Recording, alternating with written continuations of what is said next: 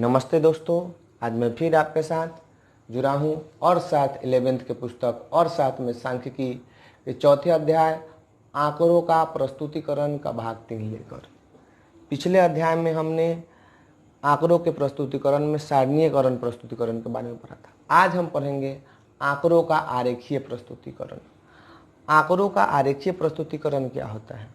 जैसे पाठ विषयक प्रस्तुतिकरण होता है या सारणीय प्रस्तुतिकरण होता है, तो उसमें जो संख्या जो अमूर्त रूप में रह जाती है, जिससे हम थोड़ा कठिन हो जाता है समझना, तो उसे आसानी से हम आरेखीय प्रस्तुतिकरण में समझ सकते हैं।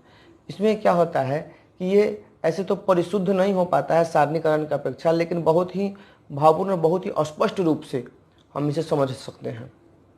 ऐसे तो बहुत तरह से हम आरेखीय प्रस्तुतिकरण करते हैं, लेकिन मुख्यतः इसे 3 प्रकार से प्रस्तुतिकरण किया जाता है। जैसे ज्यामितीय आरेख, बारंबारता आरेख और तीसरा है अंकगणितीय रैखिक आलेख।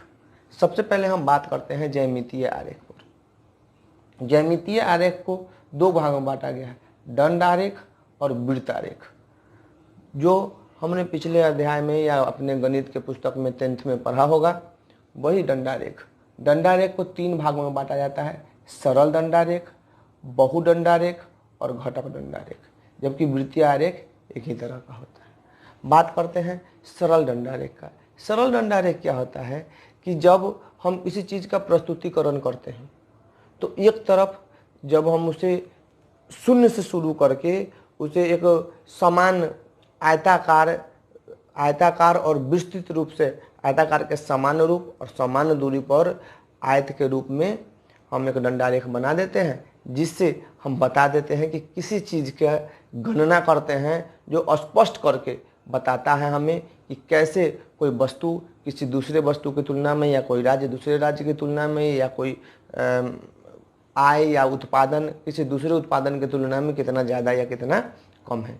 इसे हम एक उदाहरण से समझ सकते हैं। जैसे यहाँ पे हमने दिया है कि सरल दंडारेख में कुछ राज्यों के साक्षरता दर 2001 के अनुसार, तो इधर हमने साक्षरता दर दिया है 0 से लेके 100% तक, और नीचे कुछ राज्य के बारे में, जैसे बिहार राज्य के बारे में। तो 2001 में बिहार राज्य में साक्षरता दर कितना था? तो 47% था। तो 47% तो दंडारेख के रूप में हमने क्या किया है, 50 से थोड़ा नीचे रखा है 47।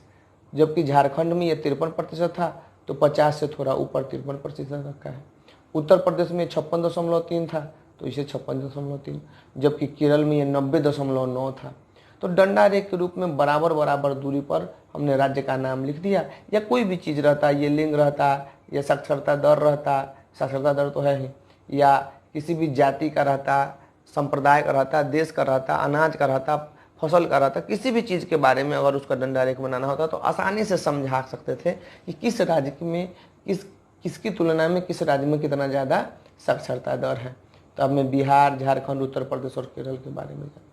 तो ये तो हमने एक एक राज्य के बारे में जाना। अब हम तुलना भी कर सकते हैं कि एक राज्य से दूसरे राज्य में कितना ज़्यादा बढ़ा है या कितना ज़्यादा कम हुआ है, या एक ही राज्य की तुलना करने के लिए हम दंडारेख का प्रयोग कर सकते हैं, जिसे कहते हैं बहुदंडारेख। बहुदंडारेख में क्या होता है कि एक से अधिक दंडारेख, मतलब एक से अधिक गुण के बारे में हम उसमें बात करते हैं, या एक से अधिक समय के बारे में, या 2 समय के तुलना के बारे में बात करते हैं। जैसे इस उदाहरण में हमने दिया कि 1991 में तथा 2001 में साक्षरता दर, मतलब 1991 में जो साक्षरता दर है उसे सादा छोड़ा गया है, और 2001 में है उसमें क्या डॉट डॉट दिया गया है। साक्षरता दर है बिहार में, तो जो डॉट डॉट नहीं दिया हुआ, जो खाली छोड़ा हुआ है, मतलब बिहार में 1991 में 37.5 था, जबकि वो बढ़ के 2001 में 47% हो गया। झारखंड में 41.7 था, जो बढ़ के 53.6 हो गया।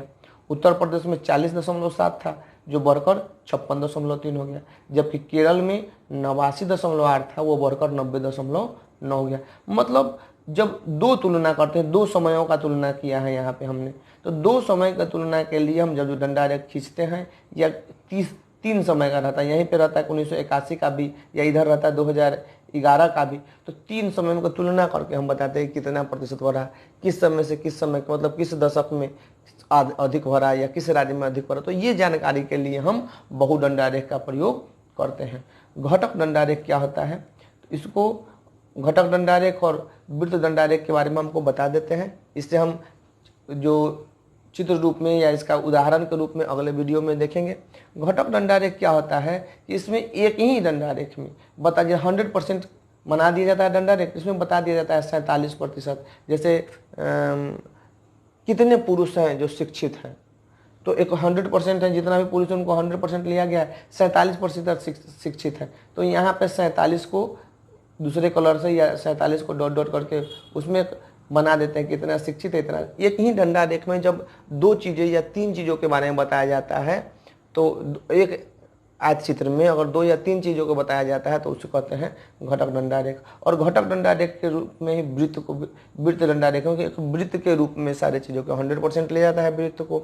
और आप जानते हैं कि एक बिंदु पर 360 डिग्री का कोण बनता है, तो मतलब 3.6 से जितना भी प्रतिशत हमको रहता है उतना में हम उसे गुना कर देते हैं और उसके अनुसार हम उसका वृत्तारेख बना लेते हैं। तो इससे हम उदाहरण के साथ अगले वीडियो में देखेंगे। तो इस वीडियो में इतना ही। अगर आपको ये वीडियो अच्छा लगा तो अपने दोस्तों के साथ शेयर कीजिए, और अभी तक सब्सक्राइब नहीं किया है तो सब्सक्राइब कीजिए, और हाँ, कमेंट्स करके बताइए कि आपको और क्या जानना है या आपको ये वीडियो कैसा लगा। तब तक के लिए बहुत बहुत धन्यवाद।